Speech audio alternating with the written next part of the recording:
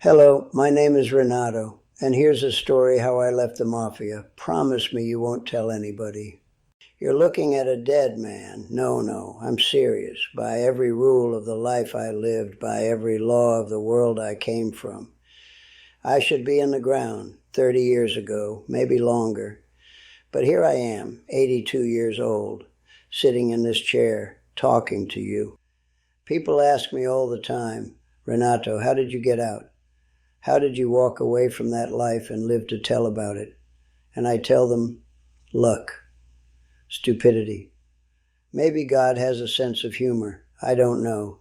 But tonight I want to tell you the real story, the whole story, because I'm old now and the dead don't care about secrets anymore.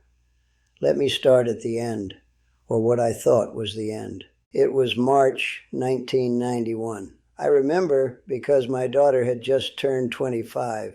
We had a little party for her, cake, some family, nothing big. She blew out the candles and I watched her face and I thought, this is good, this is enough. That night, around 2 a.m, I woke up with an elephant sitting on my chest. That's what it felt like someone had put 1,000 pounds right here and they were pressing down and I couldn't breathe, I couldn't move. I couldn't do anything except lie there and think, this is it. This is how it ends. My wife called the ambulance. I remember the lights, the sirens, the paramedics asking me questions I couldn't answer, and then nothing, darkness. I woke up 3 days later in a hospital bed, tubes everywhere, machines beeping, my wife sitting in the corner, rosary in her hands, looking like she hadn't slept in a week. The doctor came in, young guy, couldn't have been more than 35. He looked at my chart, then he looked at me, and he said, Mr. Pellegrino, you had a massive heart attack. We had to operate. You were clinically dead for almost 4 minutes. 4 minutes. You know what I thought about lying in that bed? I didn't think about money. I didn't think about power or respect or any of that nonsense we spent our whole lives chasing. I thought about my daughter blowing out those candles. I thought about my wife's hands, how they looked when she was young, when we first met.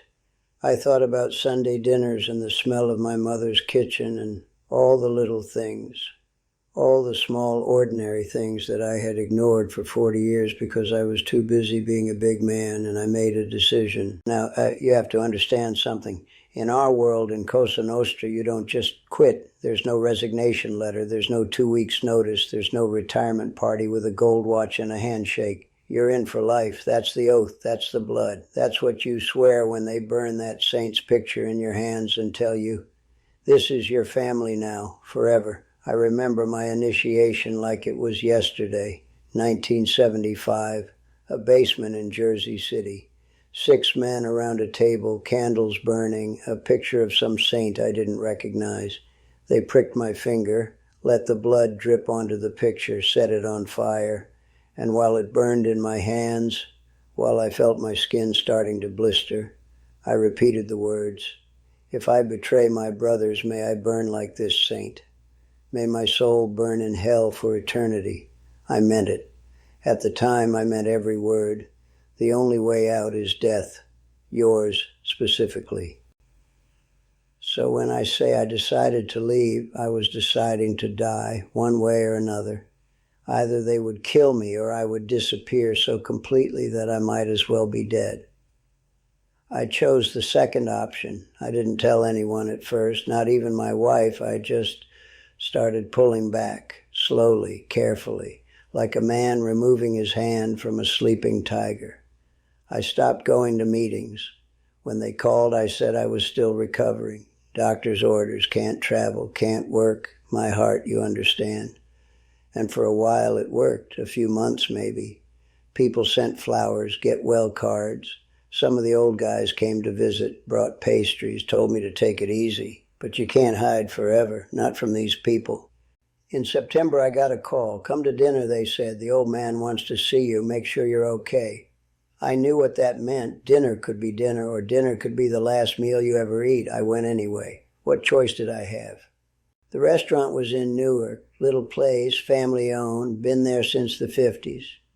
We used to have meetings in the back room, same tables, same chairs, same red checkered tablecloths that probably hadn't been changed since Kennedy was president. The old man was already there when I arrived. I won't tell you his name. Some things, even now, I keep to myself. But you would know him. Everyone in that world knew him. He looked at me for a long time. Didn't say anything, just looked. With those eyes that had seen men live and die, that had ordered things I can't speak about, that had built an empire out of blood and money and fear. Then he said, "Renato, you look like shit." I almost laughed. He was right. I had lost 30 pounds. My suits didn't fit anymore. My hands shook when I tried to light a cigarette. I said, "The heart attack, boss. It took a lot out of me." He nodded, kept looking at me. Then he said, "I hear you want to retire." My blood went cold, not metaphor. I actually felt the temperature drop in my veins because he wasn't asking. He was telling me what he already knew. Someone had talked. Someone always talks. I said, "Boss, I don't want to retire. I just need time to recover, to get my strength back." He smiled, not a warm smile. The smile of a man who has heard every lie ever invented and isn't impressed by any of them. He said, "Renato, we've known each other a long time. 25 years, yes? Don't insult me." I didn't say anything. What could I say? He leaned forward, put his hand on mine. His grip was still strong, even though he was almost 70 by then. He said, "I'm going to tell you something, and I want you to listen carefully. You have been a good earner, a loyal soldier. You never talked, never caused problems, never embarrassed the family. For that I respect you." I waited. There's always a but with these conversations, but he said, "The life doesn't let go. You know this. You swore an oath, blood oath, sacred." I said, "I know, boss." He said, "So here is what we're going to do. You are going to disappear, not from us. We will always know where you are, but from the business. No more meetings, no more work, no more anything. You will live quietly. You will never speak about what you know. And in return," he paused, squeezed my hand harder. "In return, I will tell everyone that you are too sick to continue, that the doctors say you could die at any moment, that it would be a mercy to let you spend your last days with your family." I understood what he was offering, a story, a fiction, a way for everyone to save face. I wouldn't be a rat, I wouldn't be a traitor. I would just be a sick old man waiting to die. I said, "And if I ever talk," he didn't blink, he said, "then you won't be waiting anymore." That was 33 years ago. I kept my word. I disappeared, moved to Staten Island, bought this little house and started growing tomatoes in the backyard. My wife and I, we lived like ghosts. No friends from the old days, no phone calls, no visits. The first year was the hardest. Every time a car slowed down on our street, I looked out the window.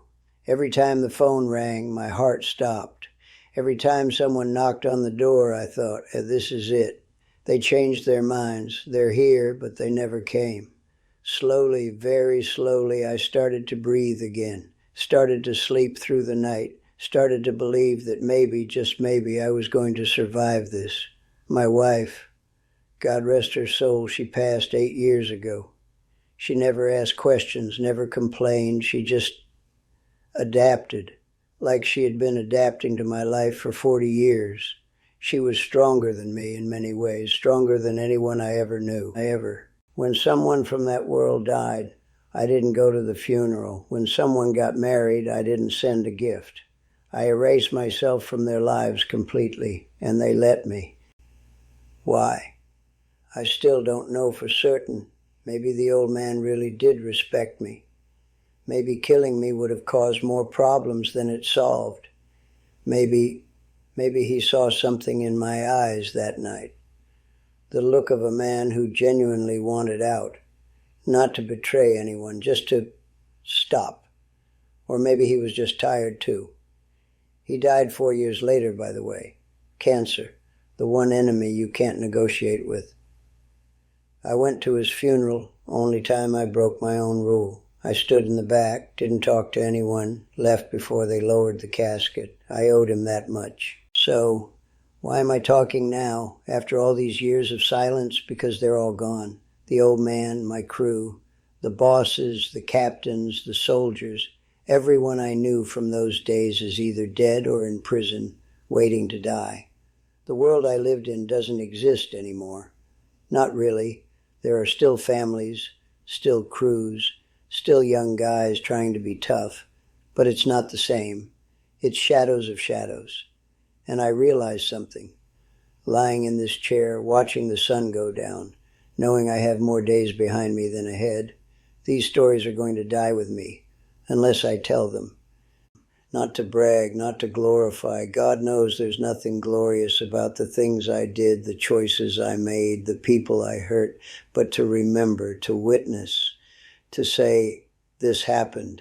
This is what that life really looks like. Not the movies, not the television shows, not the mythology, the truth. Ugly, complicated, human. My daughter doesn't talk to me anymore. Did I mention that? She found out things when she was older, things I thought I had hidden. And she looked at me one day with her mother's eyes and she said, I don't know who you are. She was right. She didn't. I had been so busy protecting her from the truth that I became a stranger in my own home. A ghost wearing her father's face. That's the price, one of many. My son, he's different. He visits sometimes. We don't talk about the past. We talk about baseball, about the weather, about his kids and my grandchildren, who I see maybe twice a year if I'm lucky. He forgave me, I think, or maybe he just decided that carrying anger was too heavy. I understand both choices, so here I am, the dead man who refused to die. Every morning I wake up and I think, another day they didn't come for me. Another day I get to drink my coffee and read my newspaper and watch the birds in the backyard.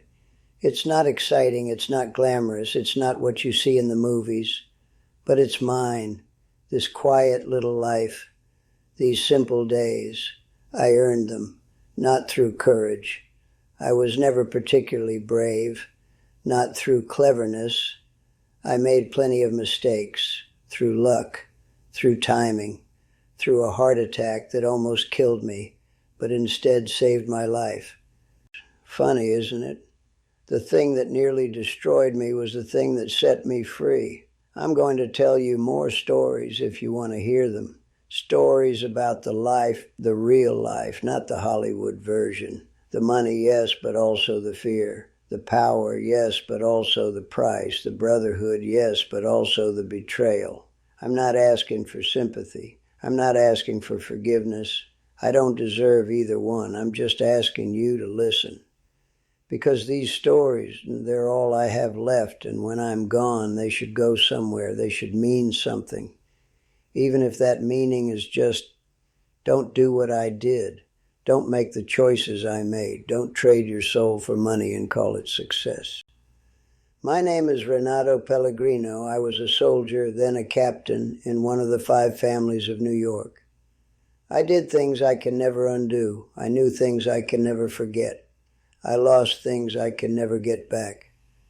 And somehow, against all odds, against all logic, against every rule of the world I lived in, I'm still here.